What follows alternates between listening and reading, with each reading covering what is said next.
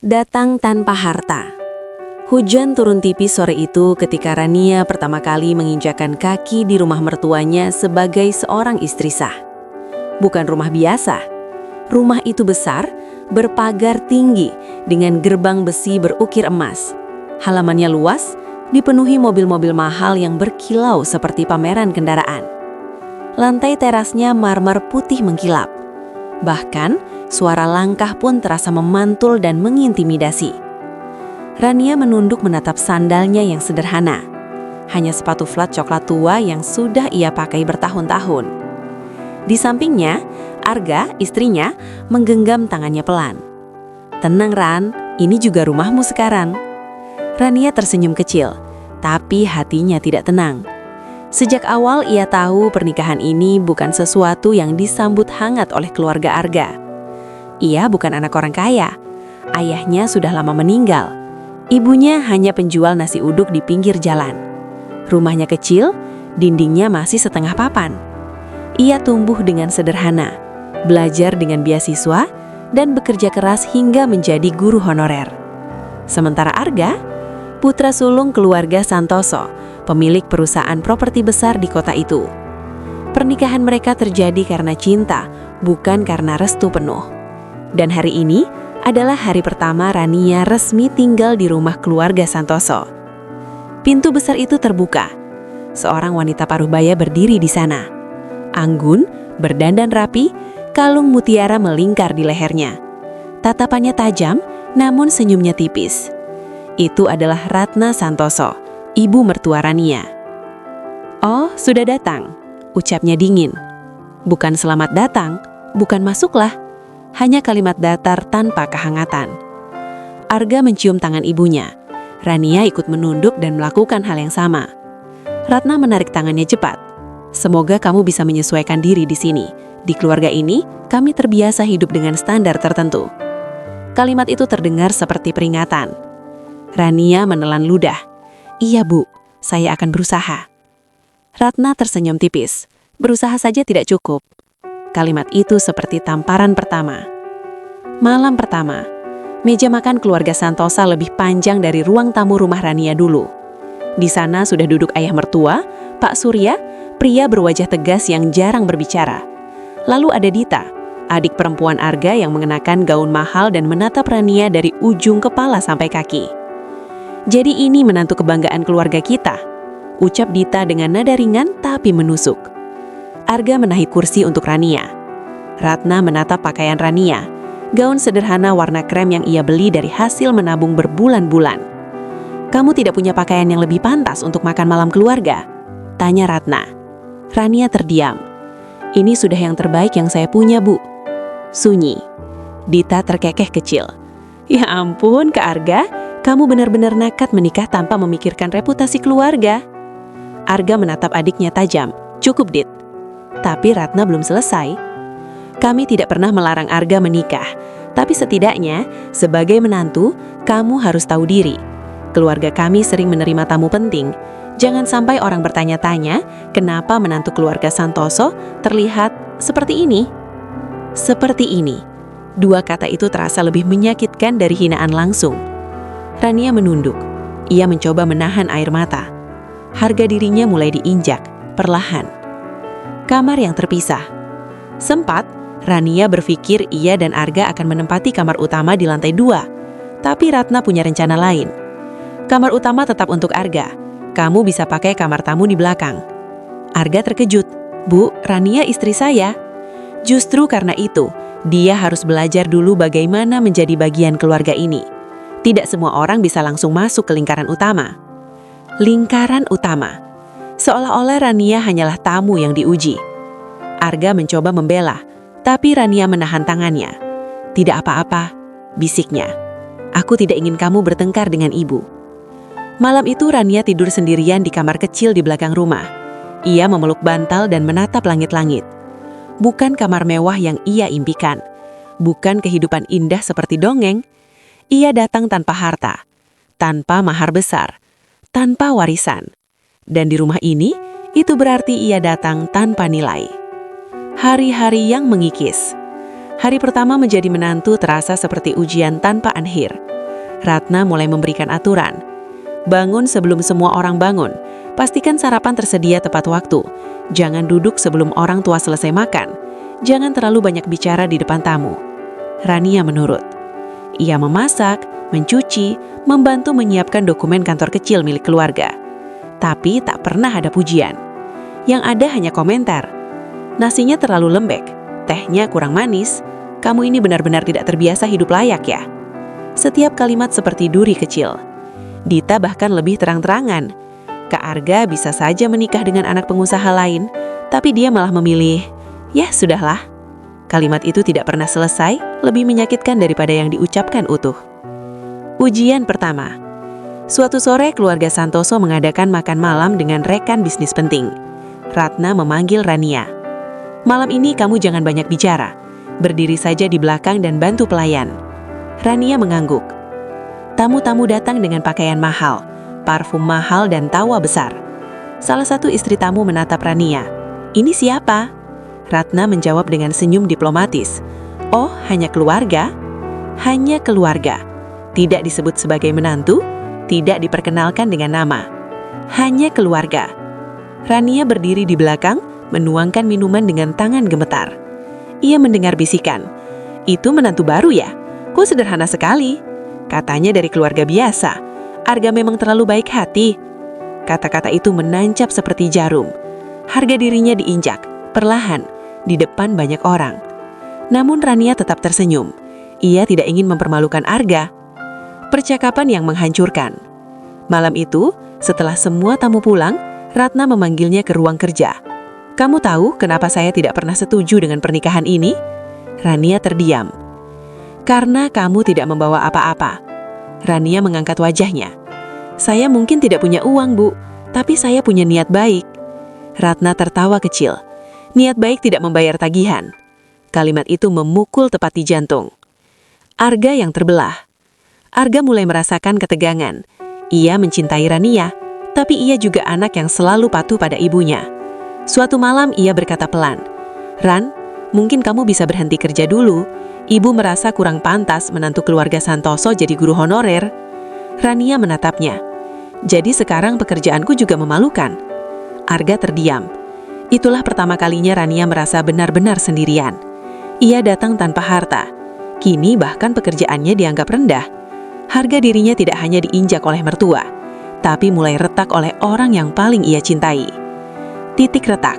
Suatu pagi, Dita melemparkan sebuah amplop ke meja. Ada undangan acara sosial. Semua istri direksi harus hadir, tapi aku tidak yakin kamu bisa tampil pantas. Ratna menambahkan, kami sudah siapkan gaun untukmu, tapi itu pinjaman, jangan sampai kamu merusaknya. Pinjaman. Bahkan untuk terlihat layak pun ia harus meminjam. Rania menggenggam amplop itu erat. Dalam hatinya, sesuatu mulai berubah. Selama ini ia diam, menahan, mengalah. Tapi setiap manusia punya batas. Dan Rania mulai menyadari sesuatu. Mereka mungkin bisa menginjak harga dirinya, tapi mereka tidak bisa menentukan nilainya. Belum saatnya. Gaun pinjaman dan tatapan tajam. Pagi itu, gaun yang dijanjikan Ratna tergantung di depan kamar Rania. Gaun panjang warna merah marun dengan potongan elegan, jelas mahal. Kainnya lembut dan berkilau ketika terkena cahaya. Di bawahnya ada sepatu hak tinggi hitam dan tas kecil bermerek. Semua terlihat sempurna, kecuali satu hal. Itu bukan miliknya. Rania menyentuh kain gaun itu pelan. Dalam hidupnya, ia belum pernah mengenakan pakaian semewah itu. Bahkan saat menikah, ia memilih kebaya sederhana hasil jahitan tetangga ibunya. Tiba-tiba suara Ratna terdengar dari belakang. Pastikan kamu tidak mempermalukan kami malam ini. Rania berbalik cepat. Iya, Bu. Ratna melipat tangan di dada. Acara ini dihadiri keluarga-keluarga besar. Semua istri direksi akan ada di sana. Mereka terbiasa dengan standar tinggi. Jangan terlalu banyak bicara. Jawab seperlunya. Iya, Bu. Dan lagi-lagi hanya itu yang bisa ia ucapkan. Persiapan yang menekan. Sore menjelang malam, Rania berdiri di depan cermin dengan gaun pinjaman itu melekat di tubuhnya. Rambutnya ditata oleh salon langganan Ratna. Wajahnya dirias tipis, cukup untuk membuatnya tampak berbeda dari biasanya. Ia hampir tidak mengenali dirinya sendiri. Arga masuk ke kamar. Ia terdiam beberapa detik, lalu tersenyum. "Kamu cantik sekali." Untuk pertama kalinya hari itu, Ramia merasa sedikit hangat. "Benarkah?" Arga mendekat. "Iya, sangat." Tapi kehangatan itu cepat pudar ketika Arga menambahkan, "Semoga malam ini berjalan lancar. Ibu sangat menjaga reputasi keluarga." Reputasi lagi, seolah-olah Rania adalah ancaman yang harus diawasi. Aula megah dan dunia yang asing. Acara itu diadakan di ballroom hotel mewah di pusat kota. Lampu kristal besar menggantung di langit-langit. Musik klasik mengalun pelan. Para tamu mengenakan gaun dan jas mahal, berbicara dengan tawa ringan dan penuh percaya diri. Rania menggenggam tas kecilnya erat. Ia merasa seperti orang asing yang tersesat di dunia orang-orang kaya. Beberapa wanita mendekat ke Ratna. "Ratna, lama tidak bertemu?" "Iya, sibuk sekali akhir-akhir ini." Salah satu wanita menatap Rania. "Oh, ini menantu barumu?" Dia terdiam sepersekian detik. "Iya," jawabnya akhirnya. Tidak ada kalimat bangga, tidak ada pujian. Wanita itu tersenyum tipis pada Rania. "Keluarga dari mana?" Rania menjawab pelan. "Ibu saya penjual nasi uduk, Bu." Sunyi. Senyum wanita itu berubah tipis dan kaku. "Oh, begitu." Ia lalu beralih bicara pada Ratna, mengabaikan Rania sepenuhnya. Rania merasakan tatapan-tatapan lain menyusul. Tatapan yang menilai, mengukur, membandingkan, dan diam-diam merendahkan. Percakapan yang memalukan. Saat makan malam dimulai, Rania duduk di meja bersama para istri direksi lain. Salah satu dari mereka, wanita berambut pendek dengan perhiasan mencolok, bertanya, "Kamu biasa mengisi waktu dengan apa?" "Saya mengajar, Bu, guru honorer." "Honorer?" Wanita itu mengulang dengan nada heran. "Berarti gajinya tidak seberapa ya?" Beberapa wanita tersenyum kecil. Rania mengangguk pelan. "Iya, tapi saya menyukainya." Wanita itu tertawa ringan. "Ah, cinta pekerjaan memang indah sebelum kita tahu pentingnya uang." Kalimat itu disanggut tawa pelan di meja. Rania tersenyum tipis, berusaha tidak menunjukkan rasa sakit. Ia sadar di ruangan ini nilai manusia diukur dari saldo rekening. Insiden gaun. Saat acara hampir selesai, seorang pelayan tanpa sengaja menyenggol gelas minuman. Cairan merah tumpah dan mengenai bagian bawah gaun Rania. Semua mata tertuju padanya. Ratna berdiri cepat. "Ya ampun, hati-hati sekali kamu," bentaknya pada pelayan. Lalu ia menoleh kepada Rania dengan wajah tegang. "Kamu tidak apa-apa?" "Iya, Bu." Ratna berbisik pelan, tapi cukup terdengar. "Itu gaun mahal, jangan sampai rusak." "Bukan kamu tidak terluka? Bukan apa kamu baik-baik saja? Yang dikhawatirkan hanya gaun." Rania menunduk, merasa lebih kecil dari biasanya. Ledakan kecil di mobil. Dalam perjalanan pulang, suasana di mobil sunyi. Dita yang ikut acara tadi akhirnya bicara. "Tuh kan, sudah ku bilang, Kak, dia tidak terbiasa di lingkungan seperti itu." "Aku tidak melakukan apa-apa," kata Rania pelan. Ratna menghela napas. "Kamu tidak perlu melakukan apa-apa untuk terlihat berbeda.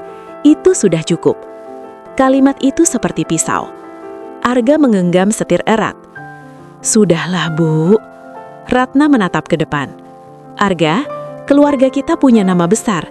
Jangan sampai pilihanmu menghancurkannya." "Pilihanmu." Rania merasa seperti beban. Malam yang sunyi. Sesampainya di rumah, Rania melepas gaun itu dengan hati-hati. Ia membersihkan noda dengan tangan gemetar. Air matanya jatuh satu persatu. Ia teringat ibunya. Ibunya mungkin tidak punya rumah besar, tidak punya gaun mahal. Tapi ibunya selalu berkata, "Uang itu bisa dicari, tapi harga diri jangan pernah dijual."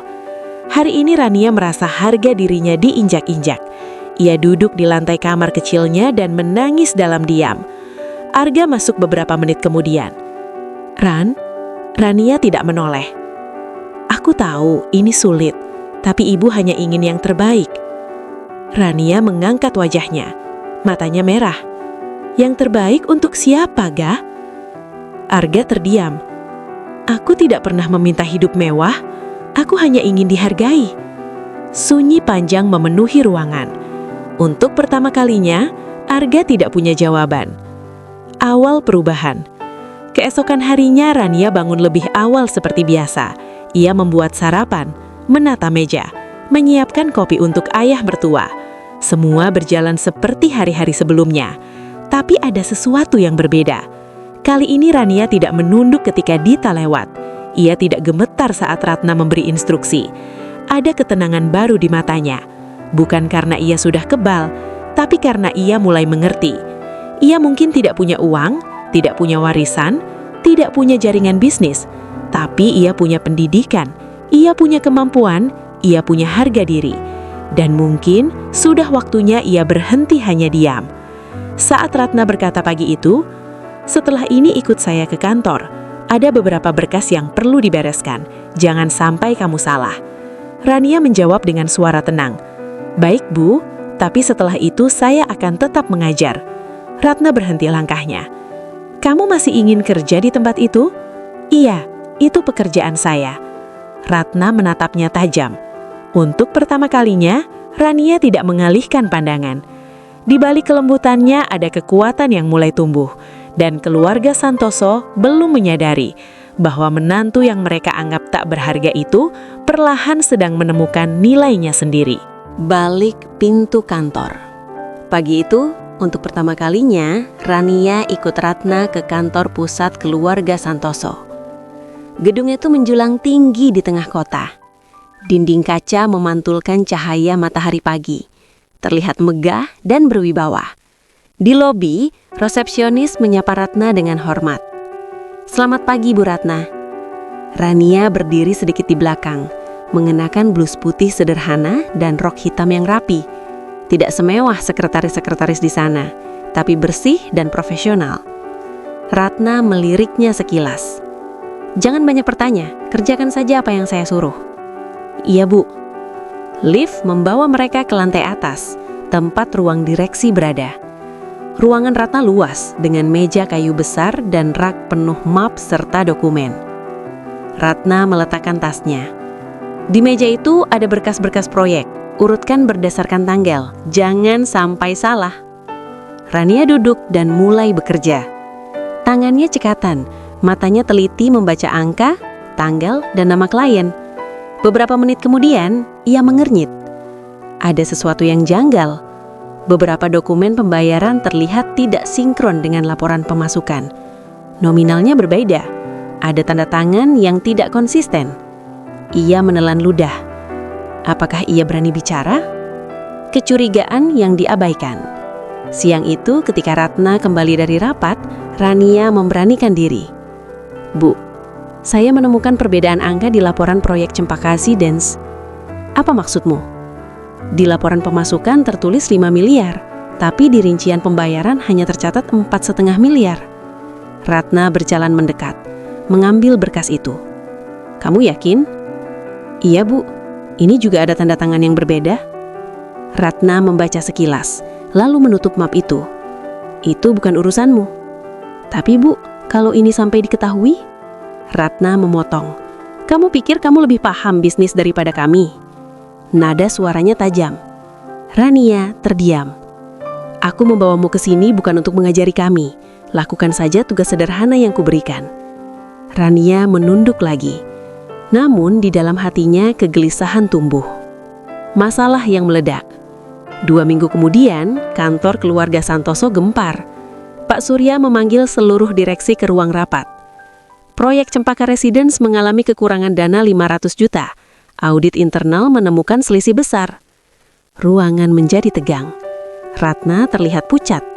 Arga menatap laporan itu dengan serius. Rania yang kebetulan membantu menyusun berkas berdiri di sudut ruangan, jantungnya berdebar. Ia sudah melihat ini sebelumnya. Pak Surya bersuara berat. "Ini bukan angka kecil. Siapa yang bertanggung jawab?" Beberapa manajer saling pandang. Ratna menoleh pada staf keuangan. "Kenapa ini bisa terjadi?" Staf itu gugup.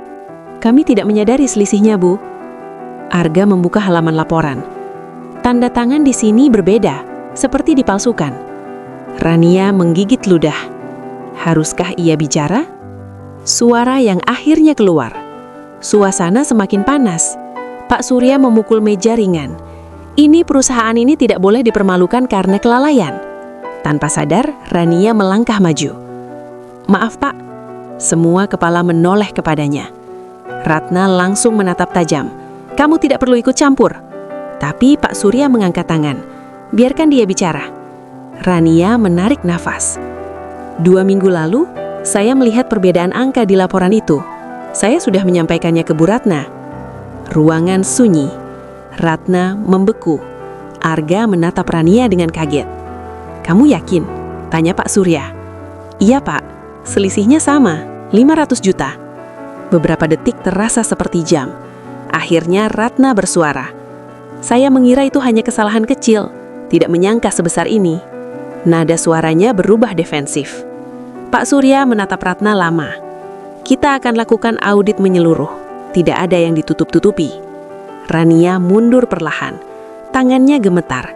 Ia tahu setelah ini hidupnya di rumah itu tidak akan mudah. Amarah yang tertahan. Malam itu, Ratna memanggil Rania ke ruang kerja di rumah. Kamu sengaja mempermalukanku di depan semua orang.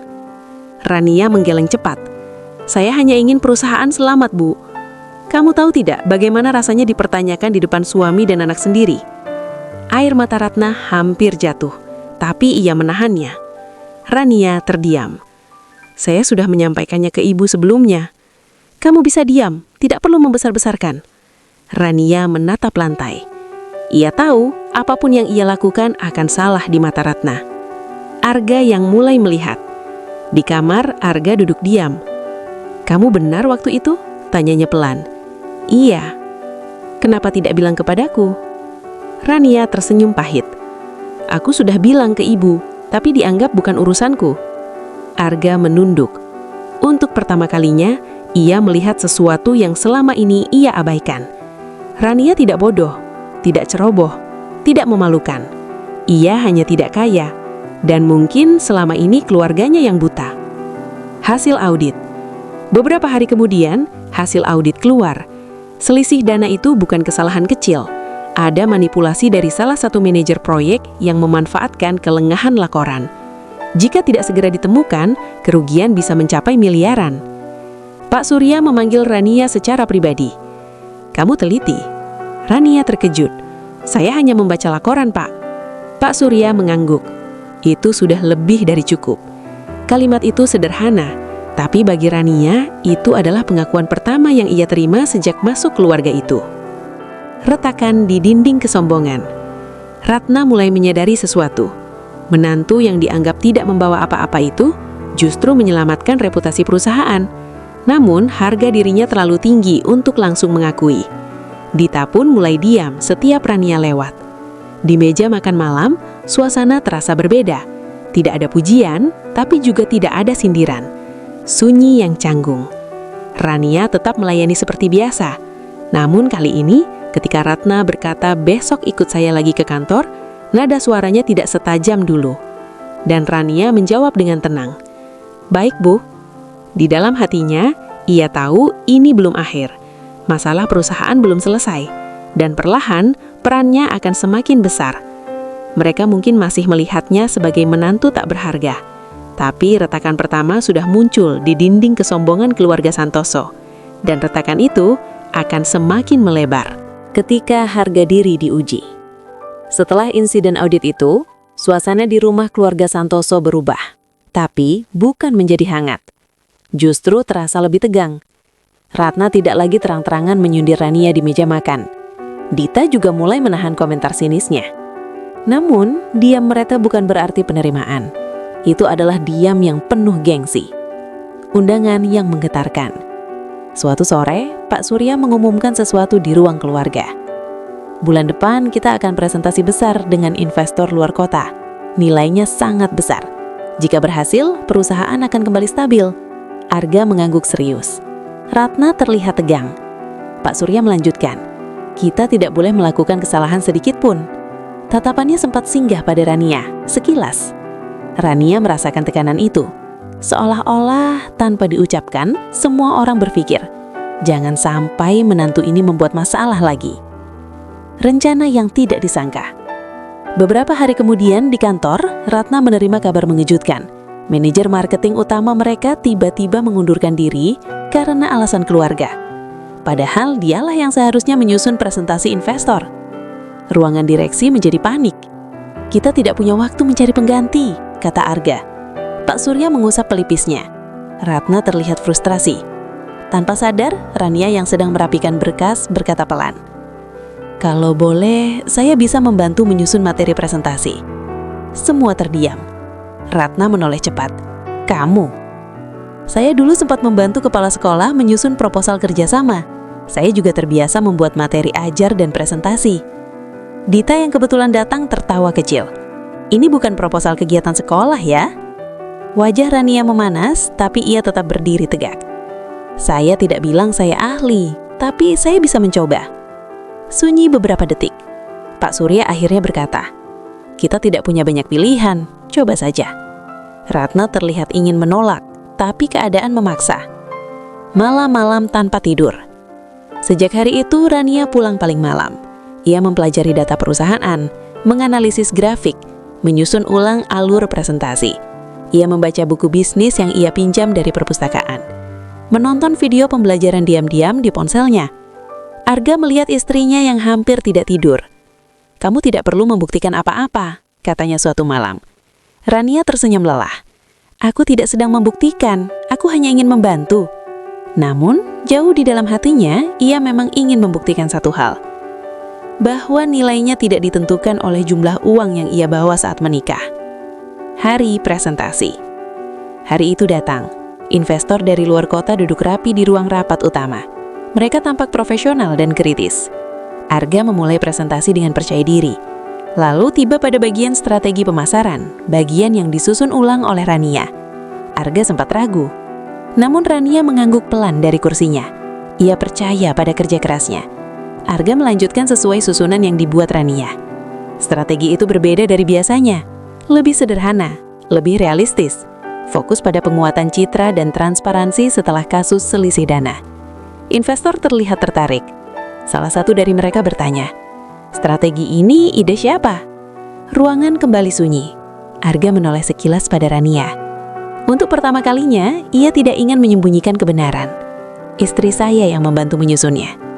Beberapa kepala menoleh pada Rania. Ia merasa jantungnya hampir meloncat keluar. Investor itu tersenyum. Pendekatannya segar, realistis, dan jujur. Kami menyukainya. Ratna membeku. Pengakuan yang tertahan. Rapat berlangsung 2 jam. Saat akhirnya investor berdiri dan berjabat tangan, mereka berkata, "Kami tertarik melanjutkan kerjasama ini." Ruangan seketika lega. Arga tersenyum lebar. Pak Surya terlihat puas. Rania hanya duduk diam, menahan air mata haru. Untuk pertama kalinya, kontribusinya tidak diabaikan. Ledakan di rumah. Namun malamnya, ketegangan kembali muncul. Ratna memanggil Rania ke ruang keluarga. "Kamu sengaja mencari perhatian di depan investor." Rania terkejut. "Tidak, Bu, saya hanya membantu." Ratna menatapnya tajam. "Jangan merasa karena satu presentasi berhasil, kamu sudah setara dengan kami." Kalimat itu kembali menusuk. Tapi kali ini Rania tidak menunduk. "Saya tidak pernah ingin setara dalam hal harta, Bu. Saya hanya ingin dihargai sebagai manusia." Ratna terdiam. Itu pertama kalinya Rania berbicara setegas itu. Arga yang mendengar percakapan itu akhirnya angkat suara. "Bu, cukup." Ratna menoleh kepadanya, kaget. Rania sudah membantu perusahaan. Kita harus mengakuinya. Ratna terlihat tersinggung. "Kamu membelanya lagi?" "Karena dia memang benar." Sunyi. Untuk pertama kalinya sejak pernikahan itu, Arga berdiri di sisi Rania secara terbuka. Rania menatap suaminya dengan mata berkaca-kaca. Bukan karena kemenangan, tapi karena akhirnya ia tidak sendirian. Harga diri yang bangkit. Malam itu Rania kembali ke kamar kecilnya. Ia duduk di tepi ranjang. Hidupnya belum berubah drastis. Ia masih tidur terpisah. Masih belum sepenuhnya diterima. Tapi ada sesuatu yang berbeda. Kini mereka tahu Menantu yang datang tanpa uang itu punya otak, punya keberanian, punya ketulusan, dan yang paling penting, punya harga diri yang tidak bisa diinjak selamanya. Di luar kamar, Ratna duduk sendirian di ruang tamu. Untuk pertama kalinya, ia mulai bertanya dalam hati, apakah selama ini ia salah menilai? Namun, gengsi masih lebih besar dari pengakuan, dan badai sesungguhnya belum datang. Karena tidak sebuah orang di perusahaan senang dengan keberhasilan presentasi itu. Seseorang merasa posisinya terancam, dan ia sedang merencanakan sesuatu. Fitnah di balik senyum. Keberhasilan presentasi itu seharusnya menjadi awal yang baik. Investor sudah mengirimkan surat minat kerjasama. Proyek baru hampir disepakati. Suasana kantor terlihat lebih hidup. Namun tidak semua orang bahagia. Di balik pintu ruangannya, salah satu manajer senior, Bram, menatap layar komputer dengan rahang mengeras. Selama ini dialah orang kepercayaan Ratna dalam urusan pemasaran. Dialah yang biasa memimpin presentasi besar. Kini semua orang membicarakan istri Pak Arga yang cerdas. Harga dirinya terusik. Seorang guru honorer mengajari kami bisnis, gumamnya pelan. Dan dari situlah sesuatu mulai direncanakan. Kesalahan yang tidak pernah dilakukan. Seminggu kemudian perusahaan dikejutkan oleh email dari calon investor. Mereka menemukan data yang tidak konsisten dalam dokumen lanjutan yang dikirimkan. Nilai proyeksi laba terlihat terlalu optimis dan tidak sesuai dengan pembahasan sebelumnya. Pak Surya langsung memanggil rapat darurat. Siapa yang menyusun revisi ini? Suaranya berat. Arga membuka file di laptopnya. Bagian strategi tetap sama, tapi angka proyeksi berubah. Ratna menoleh pada Rania. Kamu yang menyusun presentasi awal? Rania menggeleng cepat. Saya tidak mengubah data setelah rapat, Bu. Bram menyela dengan suara tenang. Maaf, Bu Ratna, dokumen terakhir yang saya terima memang berasal dari email Bu Rania. Semua mata langsung tertuju padanya. Rania membeku. Saya tidak mengubah angka itu, katanya pelan tapi tegas. Bram membuka laptopnya dan memutar layar. Itu alamat emailnya, dan revisinya dikirim dari sana. Ruangan mendadak dingin. Kepercayaan yang goyah. Arga menatap Rania dengan bingung. Kamu mengubah datanya? Tidak, Ga. Aku tidak melakukan itu. Ratna menghela nafas panjang. Kamu tahu apa akibatnya jika investor menarik diri? Rania merasa dadanya sesak. Ia tahu ini bukan kesalahan kecil. Jika proyek gagal, kerugian bisa sangat besar. Saya bersumpah, Bu, saya tidak mengubah angka itu. Bram mengangkat bahu. Mungkin tidak sengaja atau salah input. Nada suaranya terdengar seolah membela, tapi justru memperkuat kecurigaan. Malam yang penuh tuduhan. Di rumah, suasana kembali tegang. Ratna berdiri di ruang tengah dengan wajah kecewa. Kami sudah mulai percaya padamu, tapi kamu malah ceroboh. Rania menggigit bibir. Saya tidak ceroboh, Bu. Ada yang mengubahnya. Jadi sekarang kamu menuduh orang lain? Ratna balas cepat. Arga berdiri di antara mereka. Ran, coba pikir lagi. Mungkin kamu memang salah klik atau... Rania menatapnya tajam. Kamu juga tidak percaya? Sunyi. Itu lebih menyakitkan daripada tuduhan Ratna. Harga diri di titik terendah. Malam itu Rania kembali ke kamar kecilnya. Ia duduk di lantai menatap laptopnya. Ia membuka file asli yang ia simpan. Angkanya berbeda dari yang ditunjukkan di rapat. Seseorang memang mengubahnya. Air matanya jatuh. Bukan karena sedih, tapi karena marah. Selama ini ia diam saat dihina, diam saat direndahkan, diam saat dianggap tidak layak. Tapi di fitnah, itu berbeda. Harga dirinya diinjak terlalu jauh. Mencari kebenaran. Keesokan paginya, Rania datang lebih awal ke kantor. Ia meminta akses ke log sistem email perusahaan. Petugas IT sempat ragu. Maaf, Bu. Biasanya hanya direksi yang bisa melihat ini. Pak Surya pernah bilang saya boleh membantu audit. Ini penting. Akhirnya ia diberi akses terbatas. Rania membaca satu persatu riwayat login, dan di sanalah ia menemukannya. Emailnya memang digunakan untuk mengirim revisi, Tapi login dilakukan dari perangkat lain, yaitu komputer kantor yang bukan miliknya. Dan waktu aksesnya, saat ia sedang mengajar di sekolah. Jantungnya berdebar kencang.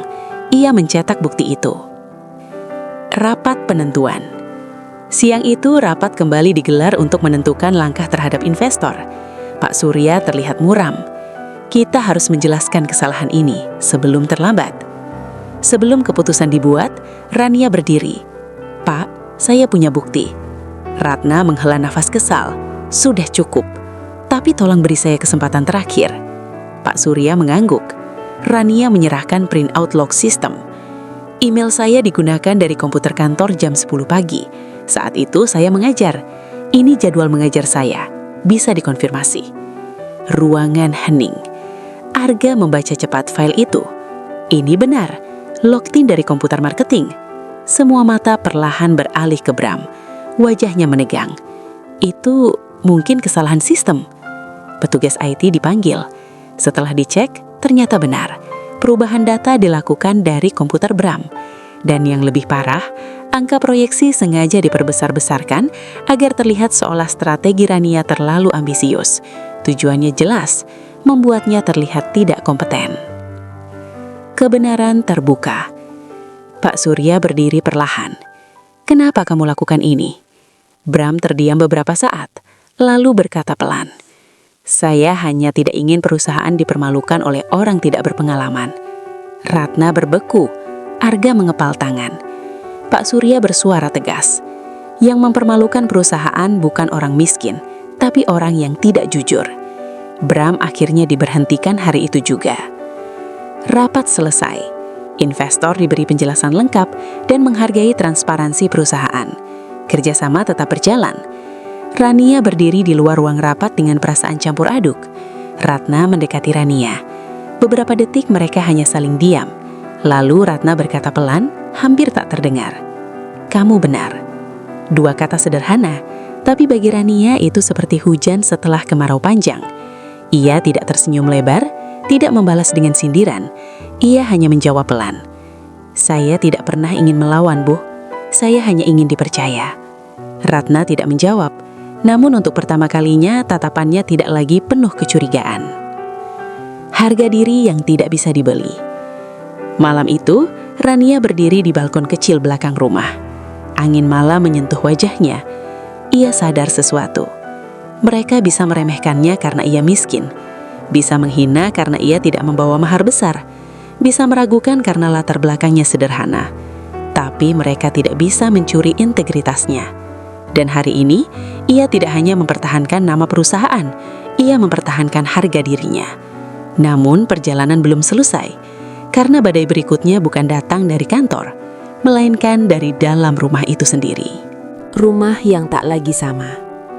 Sejak terbongkarnya fitnah itu, posisi Rania di kantor berubah. Bukan menjadi direksi, bukan menjadi orang penting, tapi ia tidak lagi dianggap remeh. Beberapa staf mulai menyapanya dengan hormat.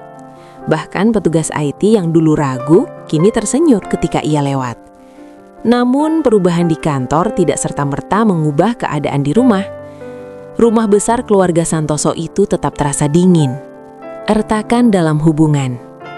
Suatu malam, Rania dan Arga duduk berdua di kamar Arga. Untuk pertama kalinya sejak pernikahan mereka, Arga meminta Rania masuk dan berbicara serius. Aku minta maaf, kata Arga pelan. Rania menatapnya. Untuk apa? Untuk kemarin, aku sempat ragu padamu. Rania tersenyum tipis. Aku mengerti, tekanannya besar. Arga menggeleng. Bukan, aku yang salah. Aku terlalu sibuk menjaga perasaan ibu, sampai lupa menjaga perasaan istriku sendiri. Kalimat itu membuat dada Rania hangat dan perih sekaligus. Aku tidak butuh dibela terus-menerus, Ga, katanya pelan. Aku hanya ingin kamu percaya padaku. Arga menggenggam tangannya. Sekarang, aku percaya. Untuk pertama kalinya, Rania merasa benar-benar menjadi istri, bukan tamu di rumah itu. Permintaan yang mengejutkan. Beberapa hari kemudian, Ratna memanggil Rania ke ruang tamu. Nada suaranya lebih tenang dari biasanya. Ada undangan dari keluarga besar minggu depan. Acara arisan tahunan keluarga Santoso. Rania mengangguk pelan. Ratna melanjutkan. Biasanya hanya anggota keluarga inti yang datang. Rania terdiam. Tapi kali ini kamu ikut.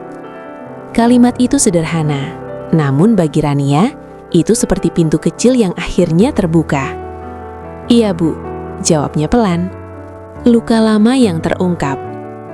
Malam sebelum acara, Ratna tiba-tiba duduk di sebelah Rania di ruang keluarga.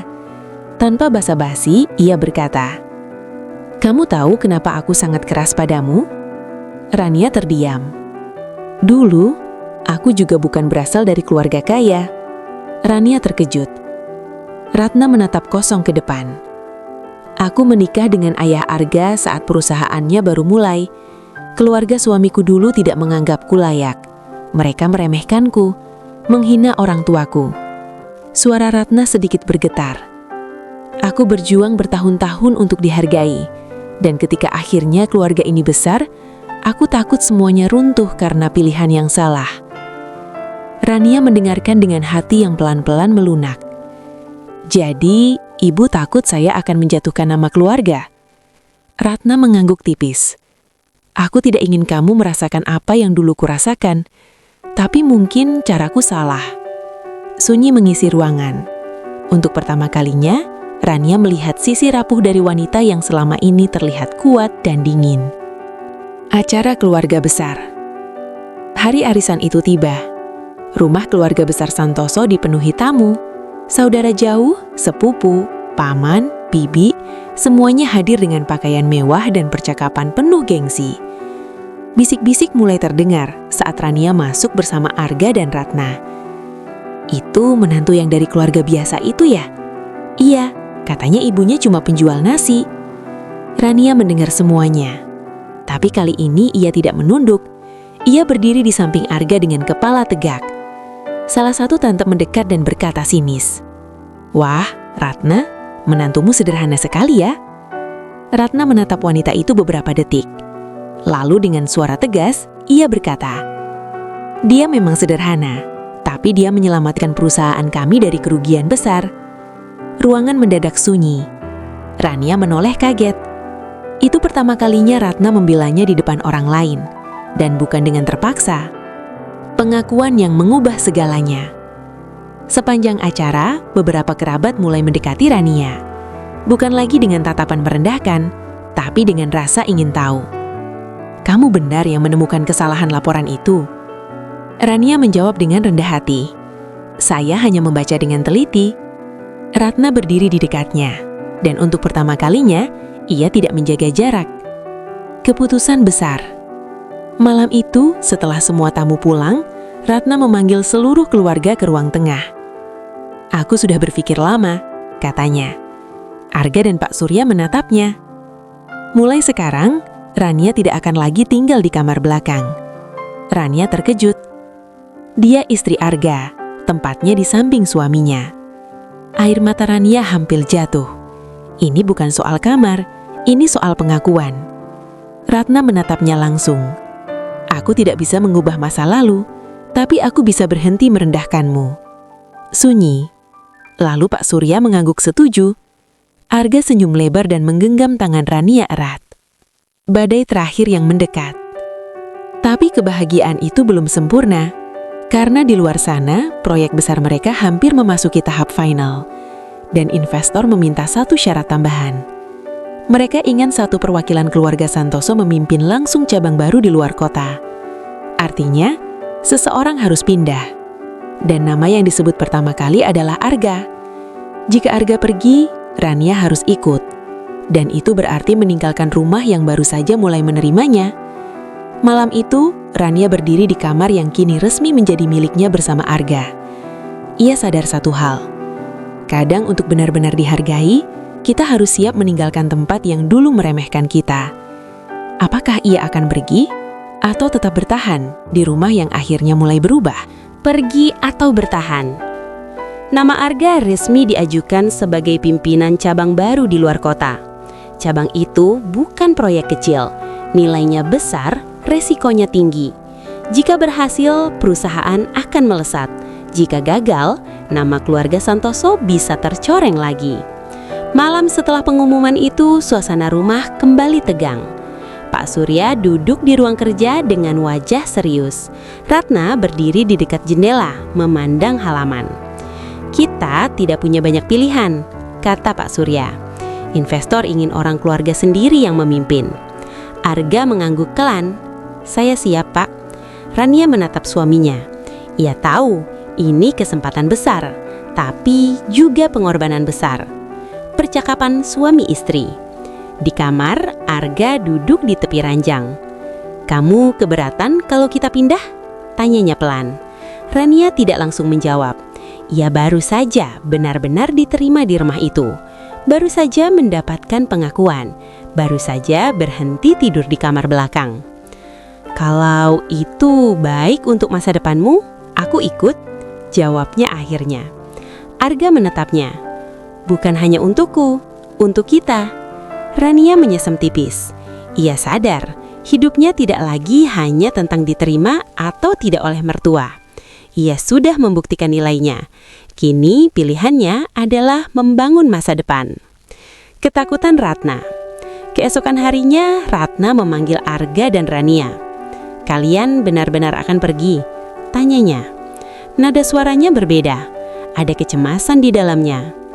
"Ini kesempatan besar, Bu," jawab Arga. Ratna menatap Rania. "Kamu siap memulai dari nol lagi? Tidak ada rumah besar, tidak ada staf, tidak ada kenyamanan." Rania menyesam lembut.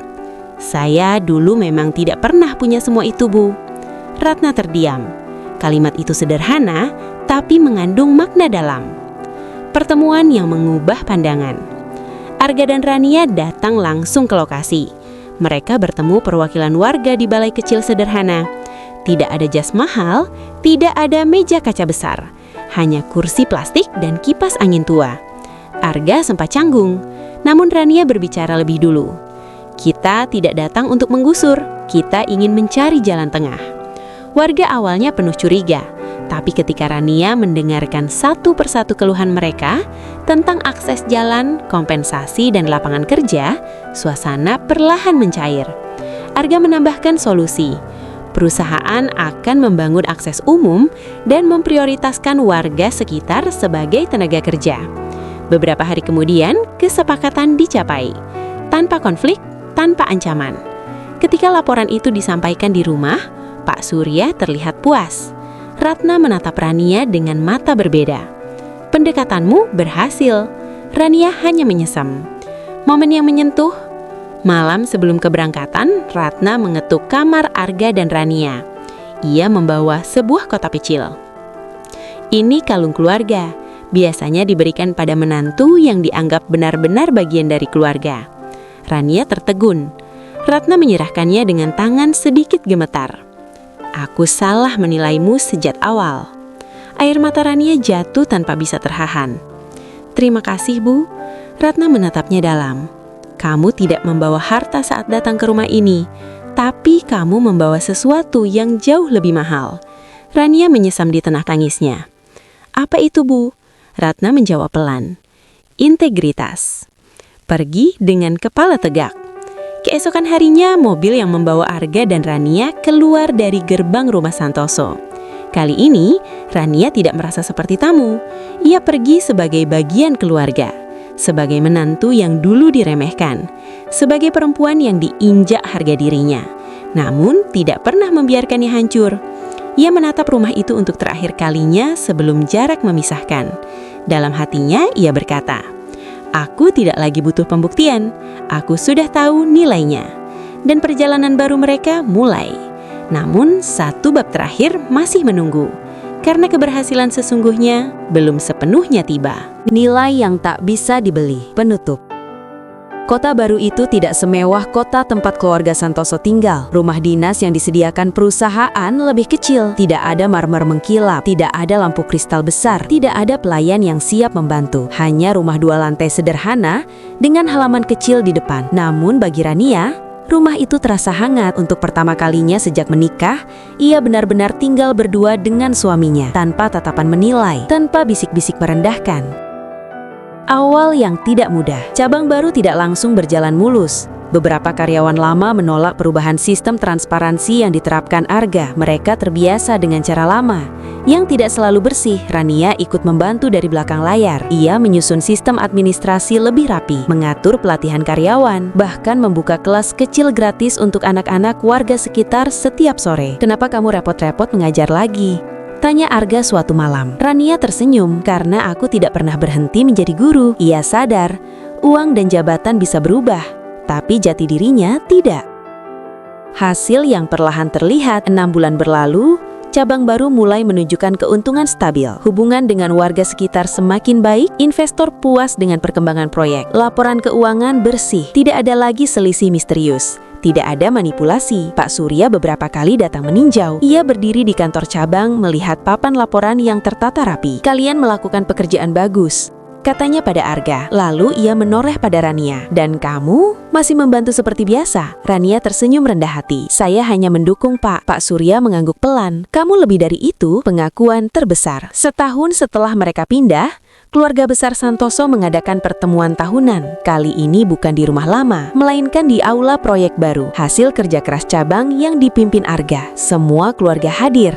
Dan kini bisik-bisik yang terdengar berbeda. "Itu cabang yang berkembang pesat itu kan?" "Iya, yang dipimpin Arga dan istrinya." Ratna berdiri di depan keluarga besar. "Aku ingin mengatakan sesuatu." Semua terdiam. "Dulu aku pernah meragukan seseorang hanya karena ia tidak membawa harta ke dalam keluarga ini." Tatapannya tertuju pada Rania. Padahal yang membuat keluarga ini kuat bukanlah uang semata, tapi nilai, kejujuran, dan keberanian. Beberapa orang saling pandang. Ratna melanjutkan, "Rania mengajarkan itu pada kami." Air mata Rania jatuh, bukan karena sakit, tapi karena akhirnya pengakuan itu datang tanpa paksaan, tanpa syarat.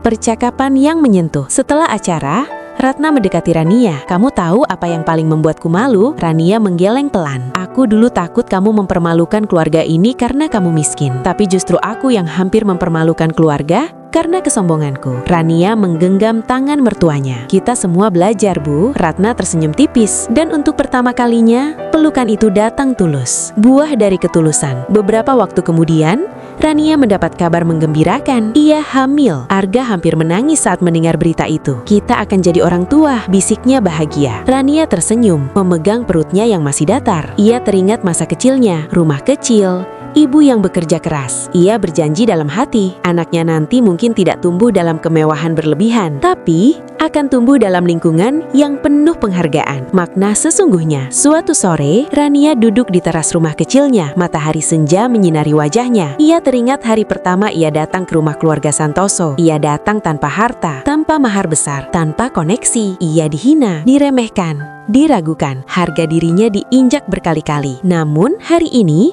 ia menyadari sesuatu. Harga diri tidak pernah benar-benar hilang. Selama kita tidak menyerahkannya pada orang lain, ia tidak membalas hinaan dengan kemarahan, tidak membuktikan diri dengan kesombongan. Ia hanya bertahan dengan integritas. Dan pada akhirnya, itulah yang membuatnya dihargai. Penutup. Beberapa tahun kemudian, cabang yang dipimpin Arga berkembang menjadi salah satu yang paling stabil. Nama keluarga Santoso semakin kuat. Namun, di balik keberhasilan itu, ada satu kisah yang selalu diingat Ratna. Kisah tentang seorang menantu yang dulu dianggap tak berharga karena ia tidak membawa uang. Padahal ia membawa sesuatu yang jauh lebih mahal. Kejujuran, keberanian, dan keteguhan hati. Dan ketika orang lain mencoba menginjak harga dirinya, ia tidak melawan dengan kebencian. Ia melawan dengan nilai. Karena pada akhirnya, kekayaan bisa dibanggakan, kedudukan bisa dipamerkan, tapi harga diri